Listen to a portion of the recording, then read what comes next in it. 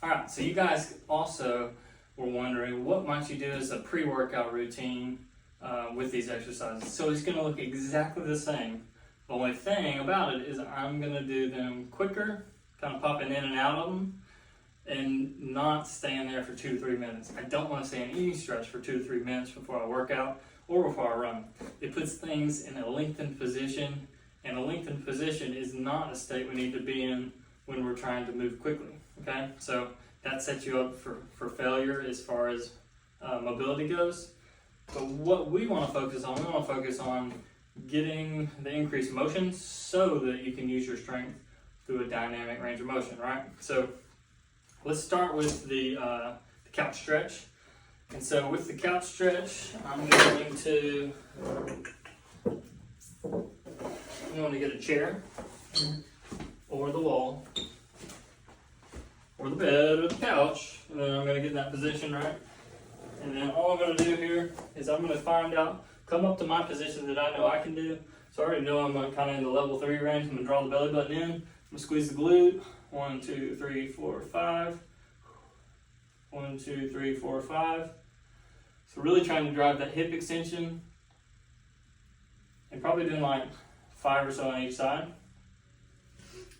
An additional variation on this, which is a little bit more functional and a little more like workout oriented, is going to be the split squat version. So what I'm going to do for that is actually the same thing, same thoughts.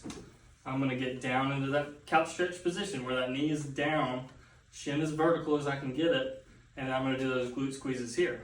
So now I'm loading this leg, I'm doing this leg, and I'm doing this in a more dynamic position than the couch stretch itself. Okay, so that one's very good for a warm up. I like doing that a lot. And then also we got the hip openers now. So the speedy version of the hip openers is exactly the same. So I'm gonna do my other side. What we're gonna do is get in position, stay tall, belly button in, glute squeeze in the back, and just drive towards that knee. 5 seconds. Most important part is a flat neutral spine and a good glute squeeze on the backside. Again, 5 times, 5 seconds, 5 to 10 seconds each side. That's plenty. You don't need to get in a long drawn out position before a workout or before a run.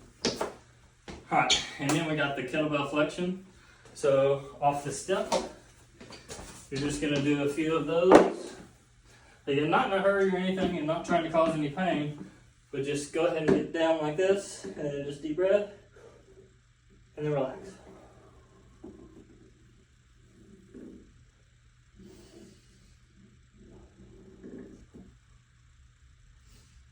The goal here is to try to take a deep breath and relax, but also let your knees be straight, okay? So I'm trying to push my knees straight. I'm not letting them bend like this. I really want my knees to stay straight as I can. Deep breath. Relax.